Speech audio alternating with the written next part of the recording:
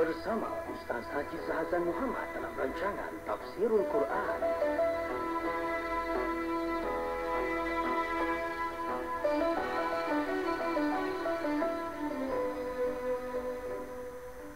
Assalamualaikum warahmatullahi wabarakatuh. Innal hamdalillah nahmaduhu wa nasta'inuhu wa nastaghfiruh wa na'udzu billahi min shururi anfusina wa min sayyiati a'malina. May yahdihillahu fala mudilla lahu wa may yudlil fala hadiya lahu. Wa ashhadu an la ilaha illallah wahdahu la sharika lahu wa ashhadu anna Muhammadan abduhu wa rasuluh. Ya ayyuhalladzina amanu taqullaha haqqa tuqatih wa la tamutunna illa wa antum muslimun.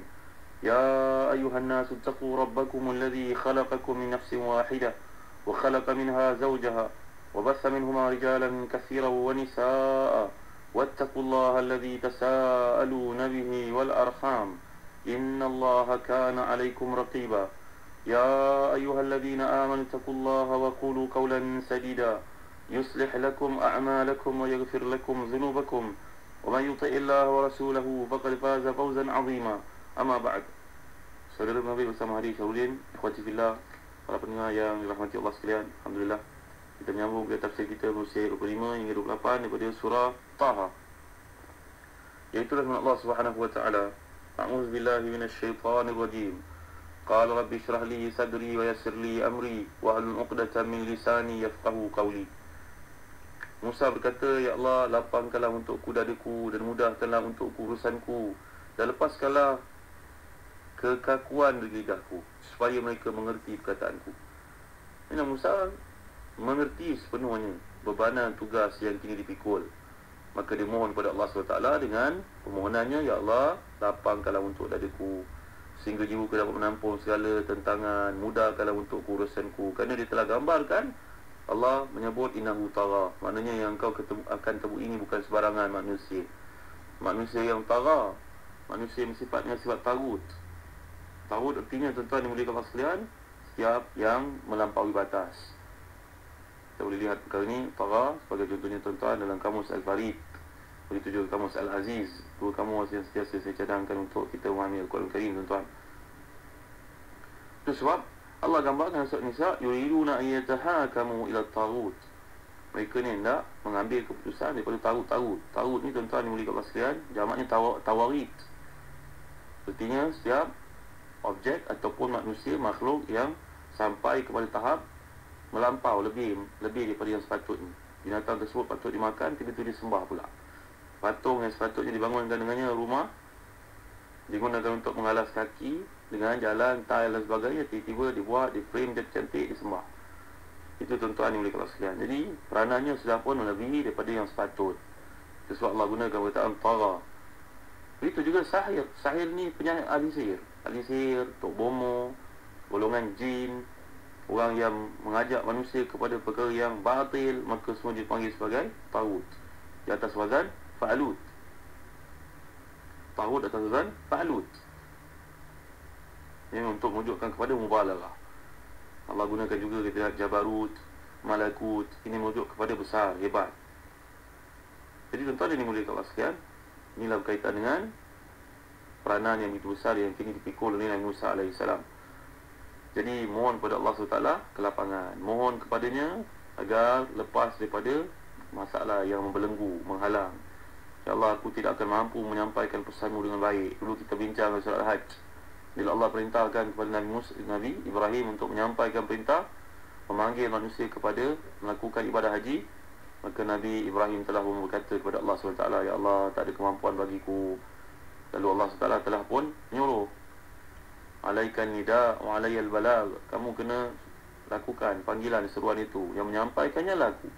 Maka demikian juga tugas yang kini dipikul oleh Nabi Musa AS. Dan mohon kepada Allah SWT dapat bantuan, kekuatan, kelapangan hati, dipermudahkan urusan, kemudian dihilangkan lidah yang kaku itu. Adalah pentafsiran para ulama yang ramai terhadap mengapa Nabi Musa mohon wal uqdatan min lisani. Uqdah ni adalah merujuk kepada macam lidah yang tak dapat bercakap dengan baik, tuan-tuan yang dirahmati dan dikasihi Allah sekalian. Perkataan israh, Kalau kita lihat di surat bahasa Arab, dia kata syarah. Kita boleh perhatikan dalam kamus Al-Aziz sebagai contohnya. Syarah.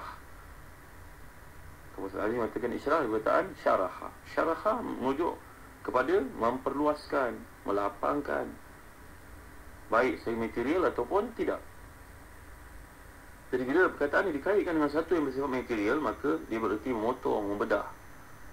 Sedangkan bila dikaitkan dengan satu yang bersifat tidak material, benda yang tak nampak, benda yang abstrak, yang mengandungi makna membuka, memberi kefahaman, menganugerahkan keterangan, ataupun benda yang sama dengannya.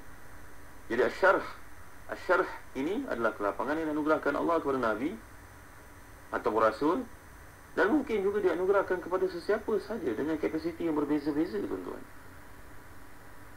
Itu sebab kita dapat perhatikan dalam surah Al-An'am ayat 125, Allah telah menjelaskan, a'udzubillahi minasyaitonirrajim, faman yuridillahu an yahdiyahu yashrah sadrahu lil Islam. Faman yuridillahu an yahdiyahu yashrah sadrahu lil Islam. Siapa yang Allah kehendaki untuknya dapat petunjuk, maka Allah akan melapangkan dadanya untuk masuk Islam. Menyerahkan diri secara bulat kepada Allah Subhanahu Wa Taala. Maknanya Allah buka kepada hatinya bagaimana menerima Islam. Jadi dalam ayat ini Allah menggambarkan faman yuridillahu an yahdiyahu yashrah sadrahu lil Islam. Makna syarah. Asy-syarhu bermakna al-infitah. Allah SWT telah membukakan hatinya untuk Islam. Jadi Islam penyerah diri secara penuh kepada Allah SWT menghasilkan satu nur ataupun cahaya. Jadi cahaya ni yang membantu pemiliknya untuk membezakan perkara yang hak dan perkara yang batil. Perkataan sadar pula kalau kita belajar bahasa Arab, tuan-tuan, untuk melihat dalam kamus Al-Farid. Sadar dia berarti bahasa adalah maknanya dada. Tapi ini maksudkan di sini adalah qalb, hati. Ini kata Ibn Ashur. Jadi maknanya sadar yang maksudkan di sini itu qalb yang merujuk kepada al-qudrah al-fikr, at-tafakkur, kemampuan untuk berfikir. Jadi permohonan Nabi Allah yang mulia ni, Nabi Musa, artinya membawa maksud hilangkanlah dari fikiranku rasa takut ataupun yang sepertinya, dan yang dapat menghalang aku untuk tampil memanfaatkan situasi yang ada ini dengan penuh keberanian. Nah, maksudnya gitu kata Tahir Ibn Ashur dalam tafsirnya At-Tahrir wa Tanwir. Tuan-tuan yang mulia kat sekalian, jadi akal dalam pengertian agama bukanlah sekadar alat untuk berfikir, tapi dia juga merupakan gabungan dari naluri yang jernih, kalbu yang suci, yang membantu kita untuk mencapai satu kebenaran, mengelakkan kita daripada jerumus dalam kesalahan, dan menyelamatkan kita daripada satu perkara yang melanggar akhlak yang murni. Ada sesetengah ulama membandingkan permohonan Nabi Musa di sini dengan apa yang diperoleh oleh Nabi Muhammad sallallahu alaihi wasallam dalam surah Asy-Syarh, alam nashrah laka sadrak, bukankah kami telah melapangkan untukmu dadamu wahai Muhammad. Nabi Musa mohon kepada Allah untuk diberi kelapangan, tapi Nabi Muhammad SAW memperolehi anugerah lapangnya dada baginda tanpa mengajukan permohonan kepada Allah SWT. Jadi Allah telah menyampaikan anugerahnya kepada baginda dalam surah Asy-Syarh yang pernah kita kupas tafsiran juz amma yang lalu.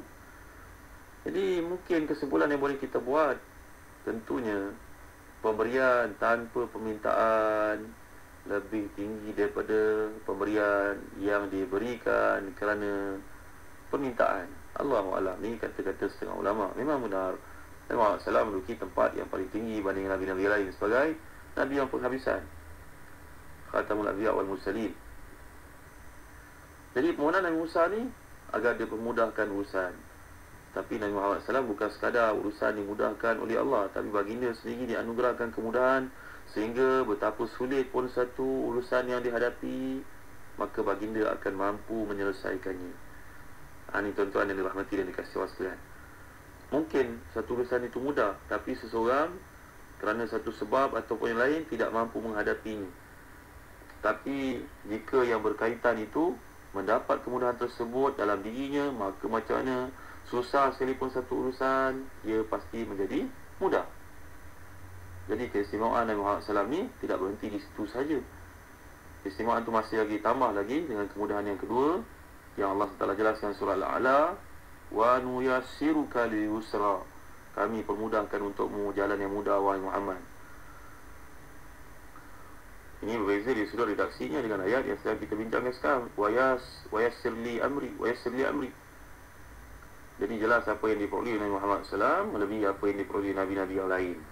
Walaupun Nabi tidak memohon, tetapi Allah SWT telah mengurniakan kepada baginda sallallahu alaihi wasallam. Tuan para ulama membincangkan mengapa permohonan Nabi Musa ni agar Allah melepaskan kaku lidah baginda. Banyak riwayat yang menjelaskan bahawa ketika kecil Nabi Musa pernah menarik janggut Fir'aun, menyakiti Fir'aun ini, sampailah si raja ini menjadi marah. Lalu dia telah pun menduga, nampaknya Musa ni ada satu kekuatan yang luar biasa, agaknya dia ni akan membunuh aku, dia akan merubah, menghancurkan kerajaan aku. Kan Fir'aun ni menjatuhkan hukuman 1 tahun dibunuh anak lelaki keturunan Bani Israel, 1 tahun dihidupkan. 1 tahun yang sepatutnya anak-anak lelaki dibunuh itu, dia membela pula pakul yang mengandungi baby ini dengan permintaan bininya Asia. Dan sebab itu Fir'aun jadi marah. Tapi Asia yang beriman ni telah kita bincangkan hidup beliau ni pada hujung surat Tahrim yang lalu. Dia pohon pada suaminya, berilah kepadanya pilihan, bagilah kepadanya kesempatan, beri kepadanya peluang. Cuba letakkan korma 1 mangkuk dan bara api untuk mangkuk yang lain. Korma ni makanan orang Mesir lah. Satu riwayat yang mengatakan lu'lu', riwayat yang mengatakan jauhar, satu benda berharga letakkan satu bekas, dan bekas yang lain mengandungi bara api. Negara mereka sejuk, jadi perlukan bara api untuk manaskan badan. Tuan-tuan dimulai kelas sekalian, baik saja letak untuk buat pilihan kepada anak kecil ini, budak lelaki kecil ini yang bakal menjadi Nabi, menjadi musuh kepada Fir'aun itu sendiri. Dia nak ambil korma ataupun barang berharga itu, emas ataupun apa jugalah, jauhar ke, permata ke, ataupun lu'lu' ke. Tapi malaikat telah pun menepis tangannya sehingga dia mengambil bara api masuk ke dalam mulutnya. Sejak itu, lidah Nabi Musa ni tidaklah lurus, tidaklah lancar, bagaikan terbelenggu. Ini riwayat ni ada banyak tuan-tuan. Kita boleh lihat dalam kitab-kitab tafsir ni. Saya tafsir Ibn Kathir. Contohnya kita lihat dalam tafsir Al-Baghawi, kita dapat lihat dalam tafsir Imam Al-Mawardi, Nukatul Uyun. Kita dapat lihat semua kita tafsir sebenarnya. Kalau dalam Al-Baghawi ditambah lagi bahawa dari versi yang berlainan, Nabi Musa ni sudah besar sedikit. Dia bermain-main dalam istana, lalu main dengan buluh kayu. Dipukulnya kepala Fir'aun. Mengadu kesakitan amat sangat Fir'aun yang dipukul kepalanya oleh budak lelaki kecil ini. Akhirnya Fir'aun pun nak menghukum dia, tapi ibu angkat ini Asia telah pun mencadangkan, janganlah, bagilah peluang kat budak ini. Dia budak kecil, jangan ambil hati sangat. Tuan-tuan ni boleh kat sekalian, ada setengah riwayat menjelaskan seperti ini. Allahu'alam. Yang sempat saya periksa dari sudut kita tafsir, tidak boleh menjelaskan satu riwayat ini tuan-tuan dari sudut kesahihannya. Allahu'alam. Walaupun disebut oleh kebanyakan para ulama tafsir, mungkin maksud kaku lidah Nabi Musa ni kerana kurang fasih berbahasa. Seperti yang kita sendiri maklum, Nabi Musa ni berasal daripada Bani Israel, sedangkan Fir'aun ini yang berkuasa di Mesir, dia merupakan bangsa Kipti, bangsa Mesir kuno. Tentulah bahasa komunikasi mereka ni agak berbeza. Nabi Musa, Nabi Harun bercakap dengan bahasa Ibrani, bahasa Bani Israel itu. Lalu Allah SWT mengutuskan mereka kepada Fir'aun yang bercakap dengan bahasa lain daripada bahasa mereka. Allahu'alam. Ini pandangan-pandangan para ulama tafsir. Saya tidak menafikan riwayat yang banyak disebut di jumhur para ulama tafsir, itulah Nabi Musa termakan bara api. Maka di pandangan itu yang betul. Allahu'alam. Ada berbagai-bagai tafsiran di sana. Masih ada ruang kerana riwayat yang sahih tidaklah wujud dalam menjelaskan perkara ini. Tuan-tuan ini mulia Allah sekalian, mudah-mudahan Allah beri kefahaman kepada kita, Allah beri kepada kita kekuatan di sebalik kehebatan ayat ini untuk kita mengerti perjuangan Nabi Musa AS dan abangnya Nabi Harun. Nanti kita lihat doa yang paling hebat, doa seorang adik agar abangnya menjadi Nabi seperti baginda. Itulah doa Nabi Musa yang akan kita pelajari dalam doa dalam kuliah tafsir akan datang. Allahu a'lam wa sallallahu ala sayyidina Muhammad wa ala alihi wa sahbihi wa baraka wa sallam. Walhamdulillahi rabbil alamin. Wa barakallahu fikum. Wassalamu alaikum warahmatullahi wabarakatuh.